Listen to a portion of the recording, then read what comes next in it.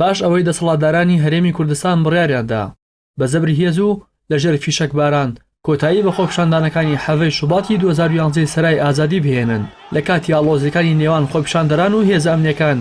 گەنجێکی تەمەن 24 ساڵ گولەیەک بەرسەری دەکەوێت و پاش 4 ڕۆژمانەوەی لە نەخۆشخانە گیان دەسپێرێت و دەبێت بە کۆتا شەیدی خۆپیشاندانەکانی حەڤەی شوبات. هەردی فاروق ئێوارەی 18 نیسان پاش تەواوبوونی لە کار لەگەڵ هاوڕێکانی دەچێتە سەرای ئازادی بۆ داواکردنی ئازادی و دادگەری ئەو نەی ئەزانی کە جارێکی دیکە دایک و باوکی نابینێتەوە و دەستگیرانەکەشی بە یەکجاری جێدەهێڵێت و خەونی تەواوکردنی خانووەکەی لەگەڵ خۆیدا دەباتە ژێرخاک.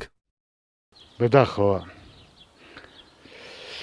ساڵەکان زوو تێپەڕە بێ ناخەکە ناخمان پڕ بۆ لە ئازار. 8 ساڵێ ئێمە چاوەڕێی عەدالەت دەکەین، 8 ساڵە چاوەڕێی مەحکەمە ئەکەین، 8 ساڵە چاوەڕێی شورتا ئەکەین تاوان باران بگرێت. هیچ دەورێکی نییە چونکە ئەمان نییە بە ئەمری حیزبەکانیان، چونکە ئەمانە لەسەر و دادگاون لەسەر و یاساون بۆیە ناگیرێن. من لە وەختی گەنجێتیمە هەموو هیوایەکم ئەوە بوو ڕۆژێک ئەم بەعسە بڕوخێ ئاسۆیەک هەبوو کە لە وتی و شاخەکەەوە بوو کە یانوو پێشمەرگە کە یانوو خۆبەخت کە دڵم بۆ خۆش بوو کە بێنەوە ئەمدی و من و ڕۆڵەکانم بکەینە ژەردەستی ئەوانە و بە ژیانێکی خۆش و ژیانێکی تەمین بژین لە بەعسە ڕزگارمان بێت. دادگا هەبێ و یاسا هەبێ بۆی ڕۆڵی کەسی کە نەکوژرێ و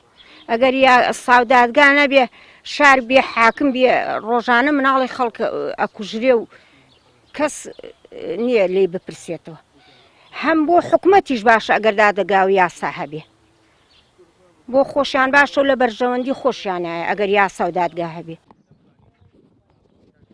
باوکی هەردی بە حەسرەتەوە باسی لە دەستدانی کوڕەکەی و زوڵم و ستەمی دەسەڵاتدارانی کوردستان دەکات، چونەوە کاتی کە لە شاخ خەباتی دژی ڕژێمی بەعز دەکرد هەرگیز بە خەیاڵیدا نەهاتبوو کە کوڕەکەی بە فیشەکی ئەو کەسانی کە بە خەباتی ئەم بەدەسەڵات گەشتوون گیان لەدەست بدات.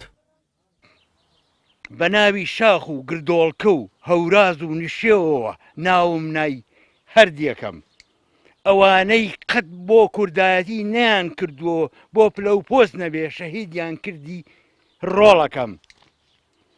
ڕۆڵەکەم هەردی من کوردستانم بۆ چییە کە تۆی تیانەبی ڕۆڵەکەم لە زەمانی بەعسە ئەم پاراستی بوون بە بکوشت ڕۆڵەکەم حکومەتی کوردیم بۆ چییە میلەتەکەم ڕسوا بێ ڕۆڵەکەم مەحکەمە و یاسام بۆ چییە کە تاوان باران نەگرێ ڕۆڵەکەم 28 ساڵ لە تەمەنی کورد بێهودە ڕۆیشت ڕۆڵەکەم لەبەر ناعەدالەتی و ڕێنەکەوتنیان ئارەزووی تەنیشتی تۆ ئەەکەم ڕۆڵەکەم. خەمین لە دەستدانی کوڕێکی دەستگیراندار کە 28 ساڵ زەحمەتیان بۆ کێشاو لەلایەک، هەروەها خەمین لە دۆزرانەوەی بکوژەکانی کوڕەکەیان لەلایەکی دیکە. پاش 8 ساڵ لە شەیدبوونی شەید هەردی پرسیاری دایک و باوکیەوەیە ئاخۆ ئەو کەسانەی کە ئەم برینای لە دڵی ئەوانە دروست کرد